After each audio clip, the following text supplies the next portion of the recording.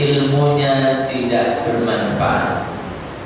Jadi wong sing pinter ngaji, pinter agami, tapi ilmunya tidak bisa bermanfaat baginya. Allah tidak memberikan kemanfaatan lewat ilmunya itu. Maka orang yang seperti ini, kata baginda Rasul, nanti di hari kiamat yang paling berat siksanya di hadapan Allah Subhanahu wa taala. Wa kana sallallahu alaihi wasallam yaqul, dan bahwasannya baginda Rasulullah sallallahu alaihi wasallam bersabda, berdoa, Allahumma inni a'udzu bika min ilmin la yanfa' wa qalbin la yakhsha wa amalin la yurfa' wa du'ain la yusma'. Jadi ini doa yang sering dipanjatkan oleh baginda Nabi. Allahumma inni a'udzu bika min ilmin la yanfa' wa qalbin la yakhsha wa amalin la yurfa' wa du'ain la yusma'. Artinya nopo? Allahumma ya Allah, ini saat temene kula niku a'udzu nyuwun perlindungan kula bika dan panjenengan min ilmin la yanfa', dari ilmu yang tidak bermanfaat. Ya Allah, selamatkan kula ojo nganti duwe ilmu sing ndak manfaat. Wa qalbin la yakhsha, dan hati yang tidak khusyuk. Wa amalin la yurfa', dan amal yang tidak diangkat, maksudnya betul-betul tapi dari Allah Subhanahu wa taala. Wa du'ain la yusma', lan donga sing gak dirungokke Allah, berarti gak dijabahi Allah Subhanahu wa taala. Jadi nyuwun perlindungan kepada Allah Subhanahu wa taala satu dari ilmu yang tidak bermanfaat. Ilmu mau dibuat-buatan tok, ilmu mau dibuat pamer-pameran tok. Sing nomor kali hati yang tidak khusyuk, hati sing gersulo, hati sing gersang, hati yang tidak tunduk kepada Allah Subhanahu wa taala. Yang ketiga dari amal yang tidak diterima, amal yang ditolak oleh Allah Subhanahu wa taala. Alhamdulillah.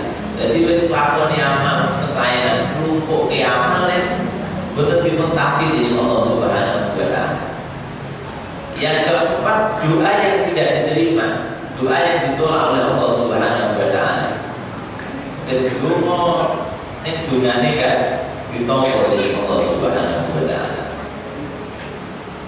Wa an qaulihi sallallahu alaihi wasallam, dan dari apa yang disabdakan oleh baginda Nabi, marartu lailata usriya, marartu aku lewatan lailatan di suatu malam usriya ketika aku diisrokan bi aqwamin dengan sekelompok kaum. Jadi pas Mi'raj, Isra Mi'raj, Rasul niku bertemu melewati sekelompok kaum. Kaum niku tuqradu syafahu, sing diguntingi ilate, lambene sapa lambene, diguntingi lambene bima qaridin, dari gunting, minarin, dari api neraka. Jadi enek tiyang niku apa namanya, bibirnya lambene niki diguntingi dari gunting dari api neraka. Yo boten saged dibayangke. Larane iki wong kita sariawan ngoten niku mawon padahal suwe sithik ngoten wis lara. Apalagi dada digunting malah suwe lara. Jadi ini ya, kaum bibirnya itu diguntingi, balik gunting meleh, balik gunting meleh, balik gunting meleh. Jadi rene rambutnya, ada guntingnya protol, balik gunting meleh, protolnya, guntingnya protol, balik gunting meleh. Sampai kapan tidak ada habisnya? Fakultu, aku bertanya, kata baginda Rasul, man antum? Oh, kalian itu siapa? Kata baginda Rasul,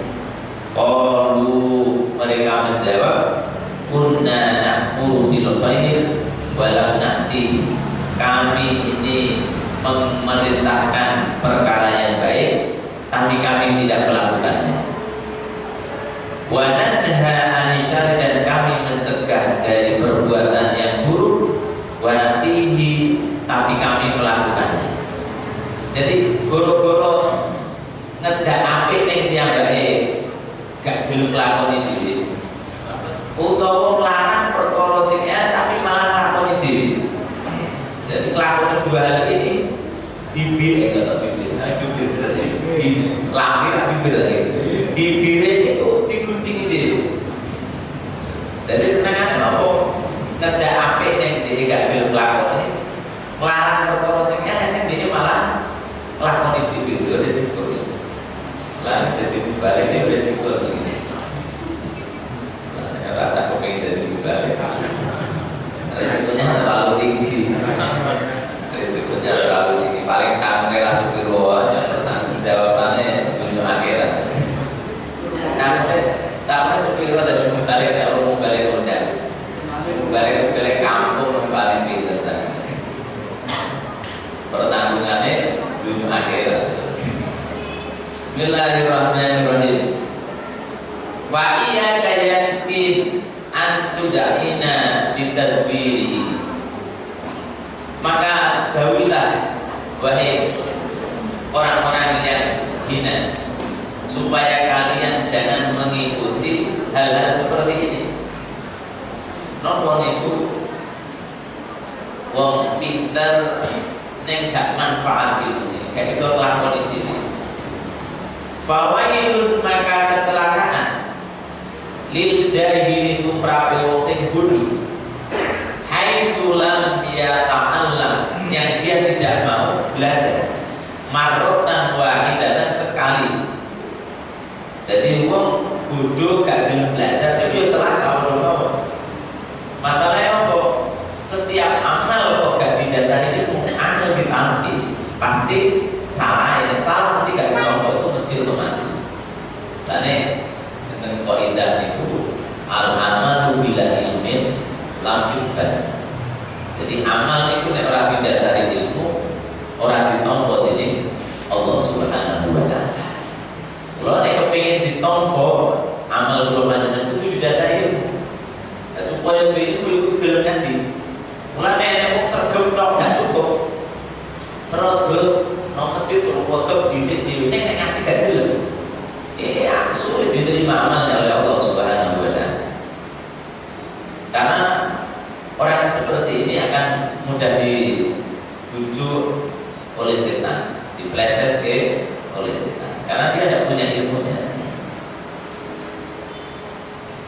Wa wail, kecelakaan pula lil alimi, bagi orang yang alim, haitsu lam ya'mal, ketika dia tidak mengamalkan bima alima al-fa'amarutin, terhadap apa yang tidak, terhadap apa yang dia ketahui, malah 1000 kali celakanya.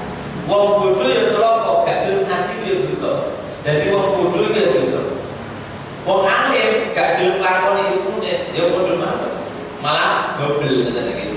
Nek wong bodoh dosa nek rapate mudhun.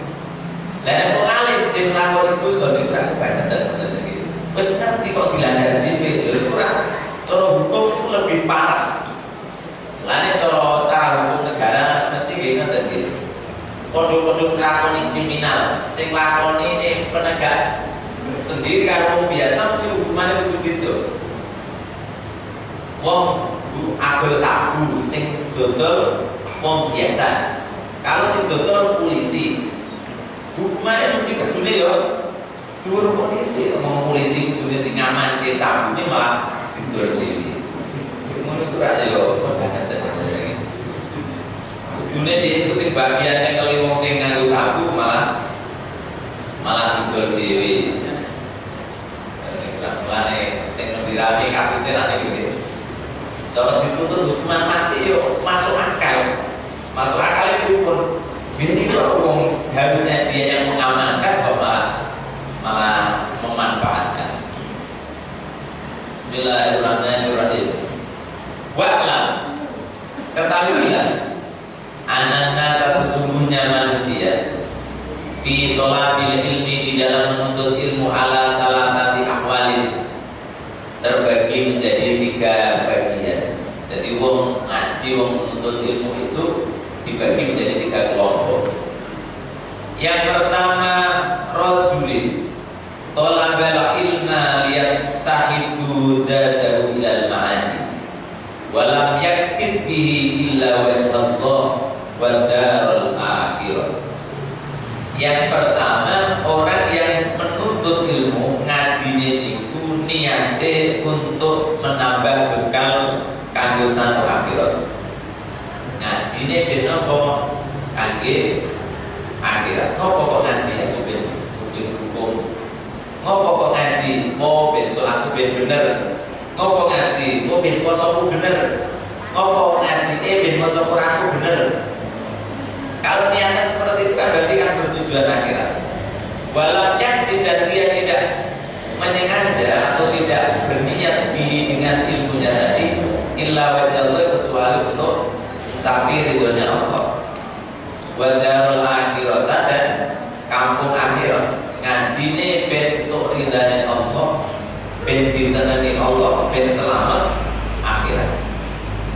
Dan yang sing ngajine niate kados ngeten iki, niate boleh ridhane Allah, ben menghilangi kebodohan, ben saged mudhun hukum-hukum agami, maka orang yang menuntut ilmu niatnya seperti ini, fa hada minal faizin, ini termasuk kelompok orang-orang yang beruntung, wong sing bejo. Jadi ngajine krono akhirat, krono Allah Subhanahu wa taala. Jadi menuntut ilmunya itu karena niat boleh ridhani Allah, niat krono memenuhi kewajiban. Ngopo ngaji? Yo didhawuhi Allah. Kamu didhawuhi kon ngaji, ngaji. Mereka harus penak lagi. Ngopo kok ngaji? Lah aku diperintah Allah kon ngaji, ngaji. Endi perintah ya karena untuk ilma walau bisi tolabul ilmi fardhatun ala kulli muslimin wa muslimatin. Jadi ngaji niku derek dawuh Allah. Dene untuk ilmu ya alhamdulillah. Orang untuk ilmu wis lakoni perintah Allah kok wis apik. Tenan iki. Yang kedua, wa rajulin talabahu litasta'ina bihi ala hayatihil ajilah. Orang yang menuntut ilmu, niku untuk menolong dirinya supaya dalam kehidupan dunia saja. Wa yanala bihil izzah wal jaha wal mal, dan dia berniat dengan ilmunya itu supaya mendapatkan kemuliaan, mendapatkan pangkat jabatan, dan mendapatkan harta. Jadi yang pertama tadi niatnya ikhlas krono Allah, butuh ngaji, gak niat macam-macam. Penting tambah ilmune, atine ben saya resik, atine ben saya anten kan.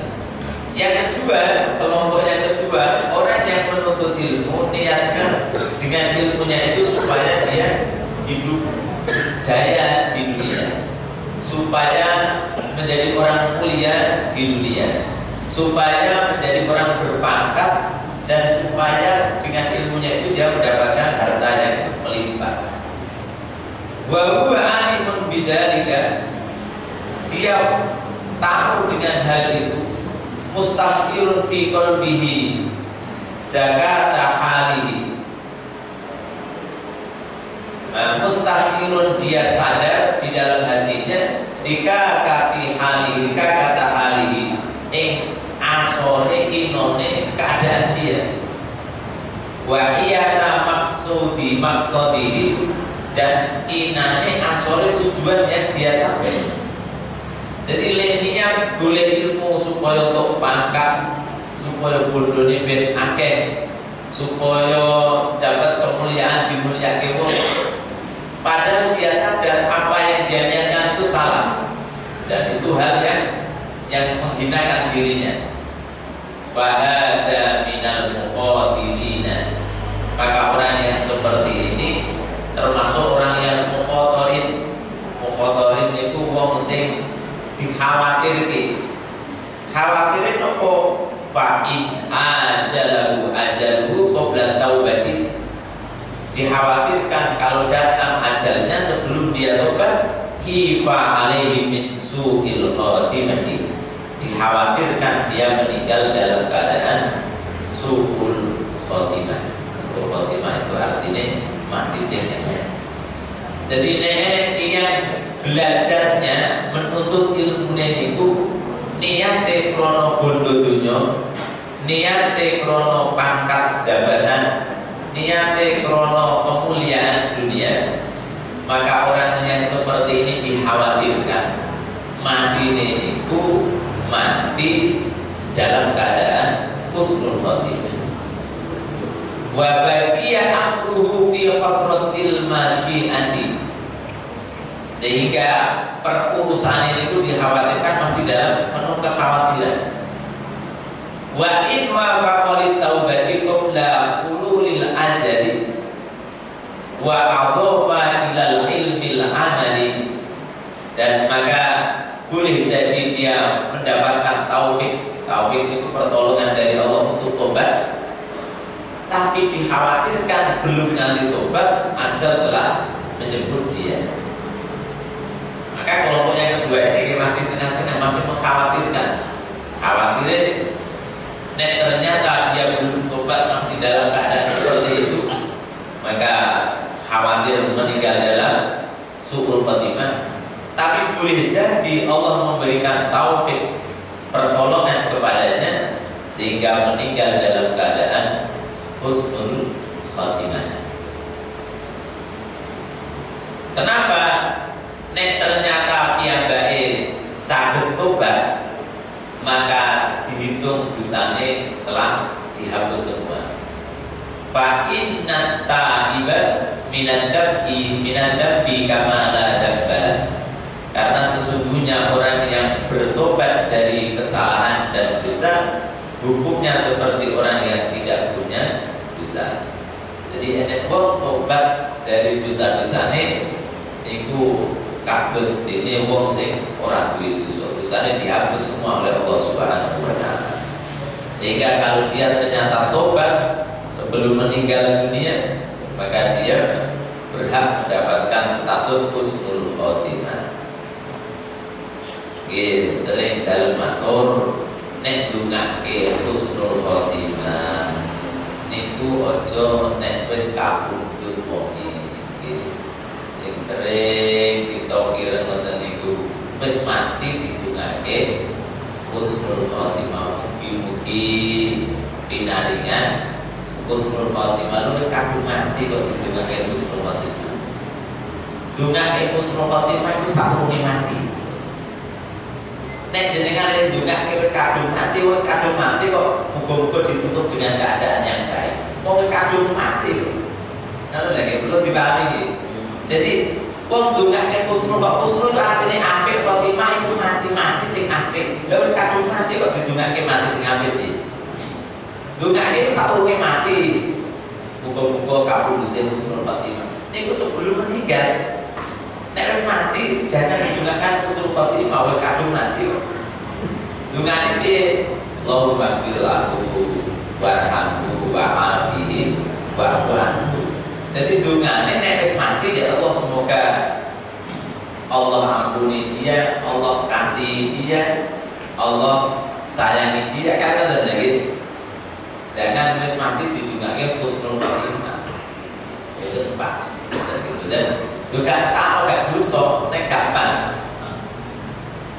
Jadi sering kita lihat itu WA atau sambutan mugi-mugi almarhum pinaringan husnul khotimah. Ini kan cedungo tau berarti wong mugi-mugi kok. Semoga almarhumah meninggal dalam keadaan husnul khotimah. Lu wis kadung meninggal kok jadi juga nek mati piye. Nggih, mati gitu. Ya ora iso mati di pesantren. Paham tadi? Paham ya?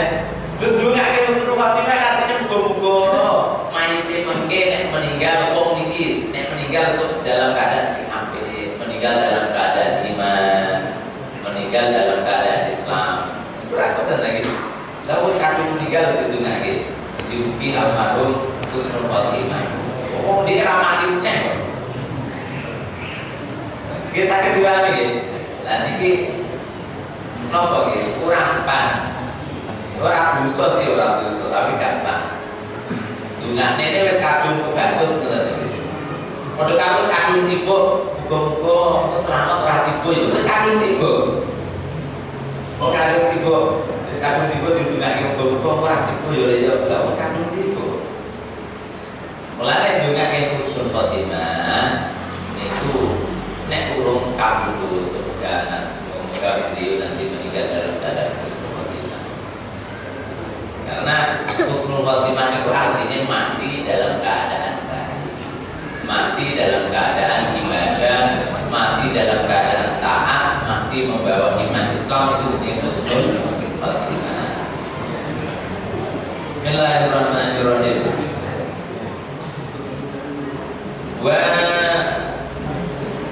Wa rajulin salisin, kelompok yang ketiga, orang yang menuntut ilmu tadi dibagi menjadi tiga. Ini ada tiga.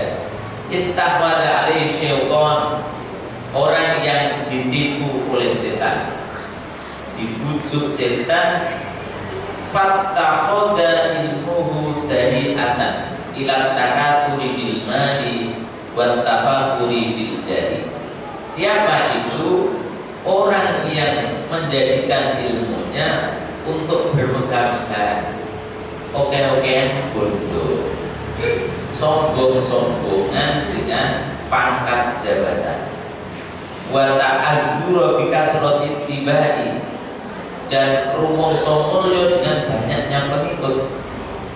Yadkhulu bi ilmihi, karena dengan ilmunya itu setiap orang masuk kulla mukhil lebuna digonae dia dimulyake wong. Rojaan ayang dia minat dunia. Jadi orang yang menuntut ilmunya, golek ilmune niku supaya sombong-sombongan, supaya iso ngumpuki duit sing akeh, akhire digo bangga-bangganan, tinggi nopo ilmu pamer-pameran. Nek pengikuti akeh akhire digo bangga-bangganan itu jamaahku sakmene. Kabeh ditunduk karo aku kabeh. Kabeh nyucuk tanganku kabeh. Ini berat repot.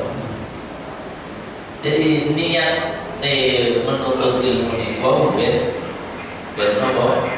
Ben sombong, jadi wong mulya akhirnya timbul kesombongan. Jadi wong sugih bangga-bangganan dengan hartane. Nah, orang seperti ini orang yang tertipu dengan bujuk rayu setan. Jadi dirayu setan, akhirnya boleh ilmu orang supaya ben menang atine, orang supaya ben bener amale, orang supaya ben soal catet kali Allah, tapi niatnya dengan niat untuk menjadi orang yang terkenal dan sombong di hadapan manusia. Wa huwa ma'adhalika, dan dia dalam keadaan seperti itu yudniru fi nafsihi annahu istawa bi bakanihi, dia mengira dengan hal itu dia mempunyai kedudukan yang tinggi di sisi Allah. Littibaihi bisa mantil ulama, karena dia seakan-akan mengikuti tondo-tondone ulama, pakaiannya nganggo serban barang, tunggu pensi barang, yang perlu itu jubah barang. Wa arsumihi birusumihim, lan anggene majani tiyang niku wau dengan para ulama. Itu omongane fizia di dalam kopais itu pakaian, pensi, nganggo serban. Wal manfiki, dan mengucap omongane dalile yo pinter kaya ulama. Ma'atakalu bihi ala dunya, tetapi semuanya itu dibungkus sedemikian rupa hanya untuk memuaskan nafsunya di dunia. Jadi grengseng uripe, grengseng atine rakus dengan dunia. zahiran secara zahir wa batinan dan secara batin. Fahada minal haliki, maka kelompok yang ketiga ini termasuk kelompok orang-orang yang celaka, orang-orang yang binasa. Jadi yang pertama tadi faizin wong sing tujuh, yang kedua muqadirin wong sing masih di tengah-tengah, yang ketiga ini orang yang celaka.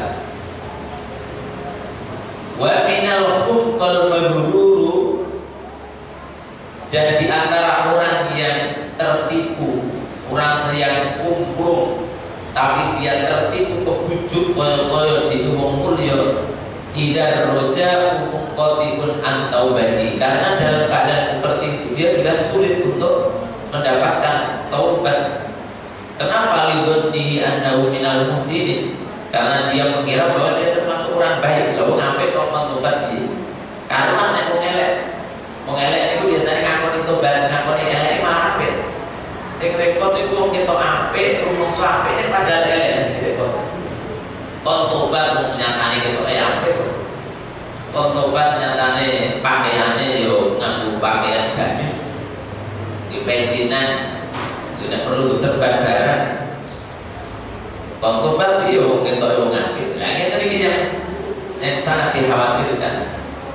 Wa huwa ghafilun an qaulihi ta'ala, sedangkan dia lupa dengan apa yang Allah katakan dalam Al-Qur'an. Ya ayyuhalladzina amanu lima taquluna ma la taf'alun. Orang-orang yang beriman, kenapa kalian mengatakan apa yang tidak kalian kerjakan? Jadi ditekoki kalian Allah, diwelehi kalian Allah tuh, dia ngomong sing kabur lakoni. Kira ngomong yang ngapik tenan, padahal orang pun rabi itu kalau liyane. Wa huwa mimman qala fihi Rasulullah sallallahu alaihi wasallam, dan orang seperti ini termasuk yang disabdakan oleh baginda Rasulullah sallallahu alaihi wasallam, ana min ghairi dajjali ahwafu alaikum minad dajjal. Kata Rasul, aku tidak khawatir dengan munculnya dajjal, tapi aku lebih mengkhawatirkan kalian daripada dajjal itu sendiri. Jadi dajjal itu rajanya penting lagi. Mulanya dengan kaos hadis tentang dajjal itu divirisi. Nah, dajjal itu makhluk sing duwe surga, duwe neraka, sing duwe kekuatan sing luar biasa. Tapi kata Rasul, aku gak khawatir, gak mengkhawatirkan kalian tentang dajjal, tetapi aku lebih mengkhawatirkan kalian yang lebih buruk daripada dajjal. Faqila wa ma huwa ya Rasulullah. Faqila dikatakan, itu sinten ya Rasulullah, kok luwih buruk daripada dajjal? Faqala, maka Rasul menjawab, ulama usuk, ulama sing elek. Ulama itu wong alim berjubah agama, tapi semuanya niatnya hanya untuk memenuhi nafsu dunianya. Jadi uripe niku kanggo seneng-seneng poya-poya. Kudune ulama niku malah kuwi prihatin kudune malah rakus karo dunya, malah ngalahke wong. Wa dari anna dajjal. Kenapa kok? Karena sesungguhnya dajjal goya tahul al-insan. Karena dajjal itu pol-polnya dia menyesatkan.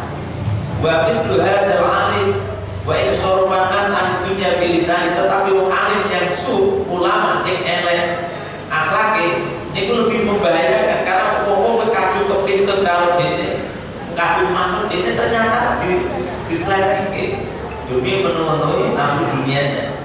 Jadi wis dadi panutane menungso, tetapi malah disalahgunakan. Ini malah bahaya oleh. Nek dajjal karena wong ngerti kan dihindari, tapi wong sing ketoke apik ditutupi malah justru ini sing lebih membahayakan.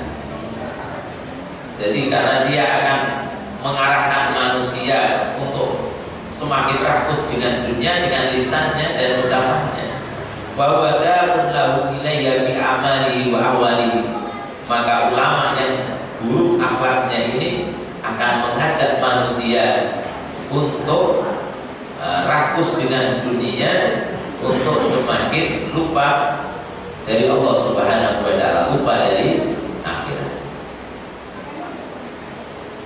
Bapak Ibu yang kami hormati, lagi kita ini belajar terus. Jadi yuk ngaji secara zahir, tata cara sholat, tata cara wudu, tata cara puasa zakat, tapi tidak kalah penting, bahkan lebih penting belajar tentang bagaimana kita yang menjaga hati, noto hati ini, noto niat ben bukan salah niat, ben hati ini tujuan hidup ini tidak salah, itu lebih penting lagi.